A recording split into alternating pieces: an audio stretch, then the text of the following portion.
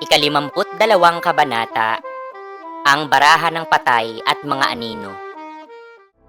Mga tauhang nabanggit sa kabanata. Talasalitaan, kumpunihin, ayusin, mahinahon, malumanay, kalmado, naatraso, nahuli, nagkukubli, nagtatago, lumingalinga, lumingon-lingon, puntod, libingan, paanas, pabulong, pagsalakay, pag-atake sa isang lugar, Guardia Sibil, miyembro ng militar na naatasang magpanatili ng kaayusan sa kapaligiran, pagmamatsyag, pagiging alerto at mapanuri sa paligid, tugon, sagot. Madilim ang paligid at malamig ang hangin na pumapaspas sa mga dahon at alikabok sa makipot na daan patungo sa libingan. Sa ilalim ng pintuan ng libingan, may tatlong aninong paanas na nag-uusap. Isang anino ang nagtanong sa kasama kung nakausap na ba nito ng harapan si Elias. Sumagot naman ang anino at sinabing hindi pa. Ngunit natitiyak niyang kasama ito sapagkat minsan nang iniligtas ni Crisostomo ang buhay niya. Ayon naman sa unang anino, pumayag nga itong sumama sapagkat ang asawa ng aninong ito ay ipinadala ni Crisostomo sa Maynila upang ipagamot. Upang makaganti sa hura, sinabi niyang sasalakay siya sa kumbento. Samantala, ang ikatlong anino ay binigyang diin na lulusob sila sa kwartel upang ipakita sa mga Guardia Sibil na ang kanilang ama ay may mga anak na handang lumaban. Ipinahayag din ng alila ni Crisostomo na magiging 20 katao na sila.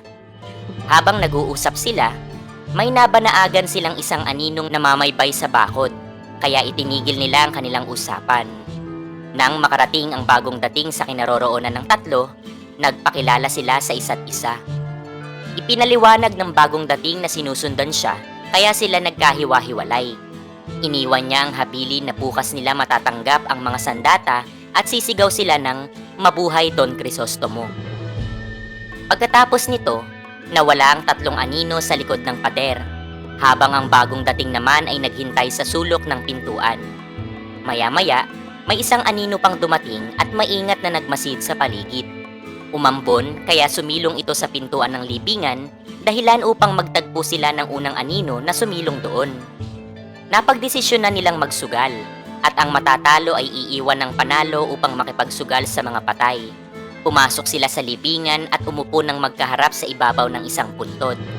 Ang isa sa kanila na may pilat sa muka ay si Lucas, habang ang mas matangkad naman ay si Elias. Sa sugal, natalo si Elias kaya umalis na ito. Noong gabing iyon, 2 Guardia Sibil ang nagpapatrolya. Hinahanap nila si Elias. Nakasalubong nila si Lucas at nang tanungin kung saan ito pupunta, sinabi niyang magpapamisa siya sa simbahan. Pinabayaan siya ng mga gwardya sapagkat wala siyang pila tulad ni Elias. Makalipas ang ilang saglit, nakasalubong nila si Elias mismo. Ngunit hindi nila alam na siya na nga iyon. Pinapunta siya ng gwardya sa may liwanag upang makilala. Sinabi niya sa kanila na hinahabol niya ang lalaking may pilat sapagkat binugbog nito ang kanyang kapatid. Agad namang nagtungo ang mga Guardia Sibil sa simbahan kung saan naroon si Lucas.